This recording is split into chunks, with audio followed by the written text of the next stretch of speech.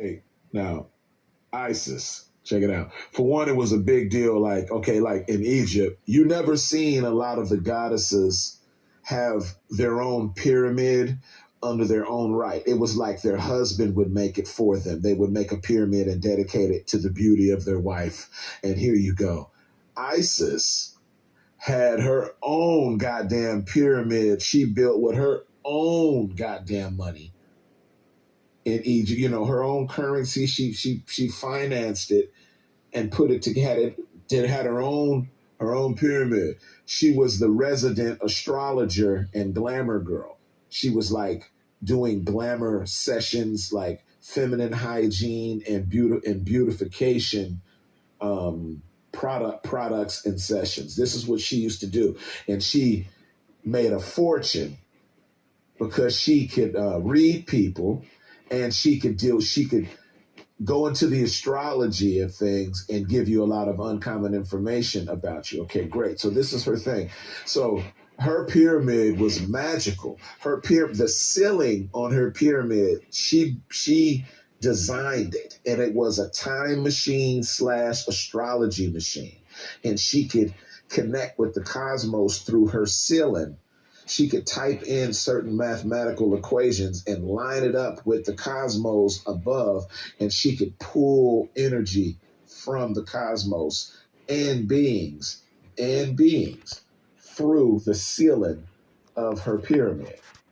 Okay, now, when Egypt, you know, after we civilized white folks and taught white folks, this is like, we always make silly mistakes, man. Okay, all right, so the Egyptians, you know what happened? The Egyptians started civilizing white people. They started to help the white people in the land.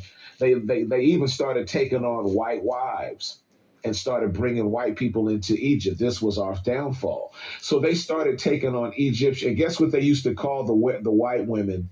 They used to call them flatbackers because they didn't have no hips and legs like that. Like the black women. So the Egyptians, the Moors, they were called the Moors that were dealing with the Egyptians, the Moors. They started bringing the white, because, you know, the white man was, he was a slave, he was in slavery back then. And so we used to, the Moors, which were black, they're a group of us black folks, they're a faction of, you know, they got their own crew, the Moors, great.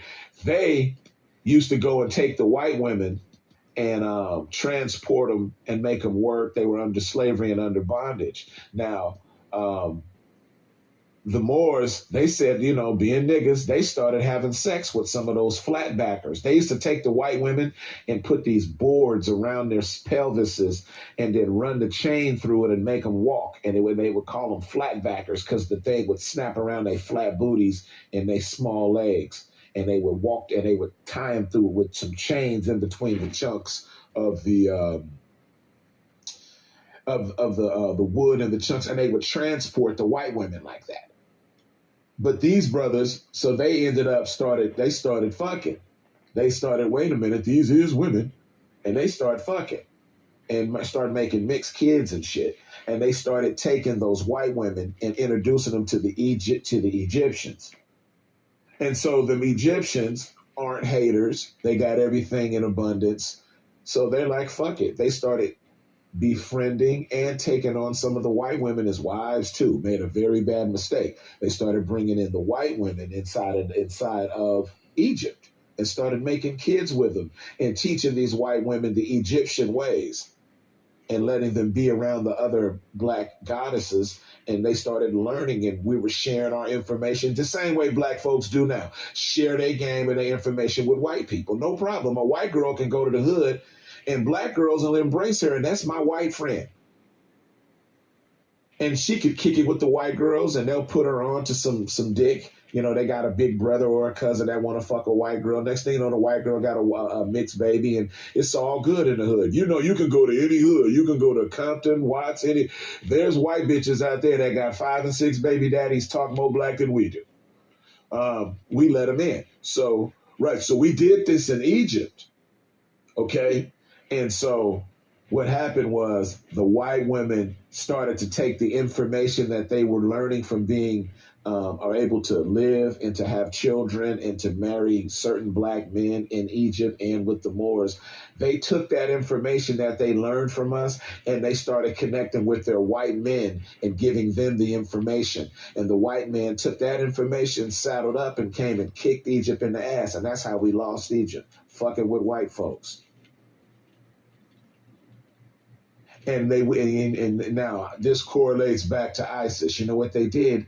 When you go to war, right, and you destroy and you win the war, you get what's called the booty, right? So you get in war, it's called the booty. You literally get the booty too, because you get the women and the children. If me and my country go into another country and we win the war, now that means we destroyed the man. Because if you destroy the power structure of the man got to protect the women. So if you destroy the man in the community or in a tribe, you've won the war. The women, what the women and kids gonna do?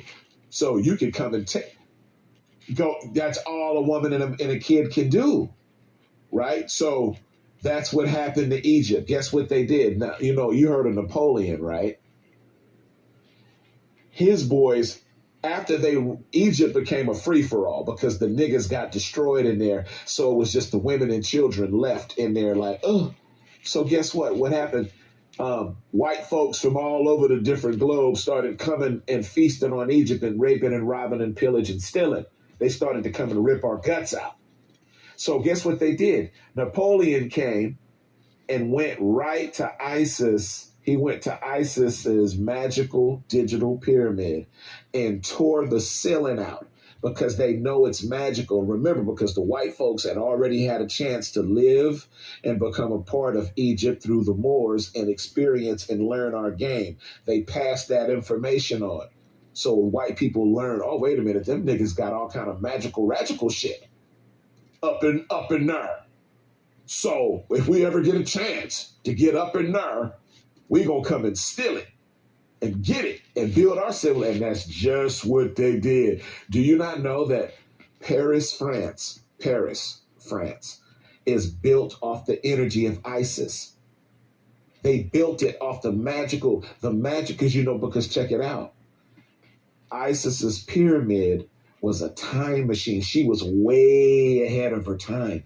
If you walked inside of ISIS's pyramid, if you could keep going on the other end, you'll walk through a time warp and you would be in what they call Paris, France. That's a time zone. That's a dimension she created. So Paris, France, that was a time zone, a realm of reality, a dimension ISIS created that she would just like to go and kick it. Don't you think about how when you think of Paris, isn't that called the city of romance and class and all that?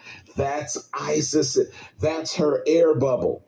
That's ISIS's realm. She created that. So that means she would go and chill up in there with her homegirls, Cleopatra and her nigga who was Osiris, Lord of the Perfect Black. She kept her a thug nigga. Osiris was the Lord of the Perfect Black. He was the leader of Egypt, Osiris. She was fucking with Osiris. So that means she was that feeling and that vibe of Paris. That was her dimension. She made that. You could walk to her pyramid and end up in what today is known as Paris.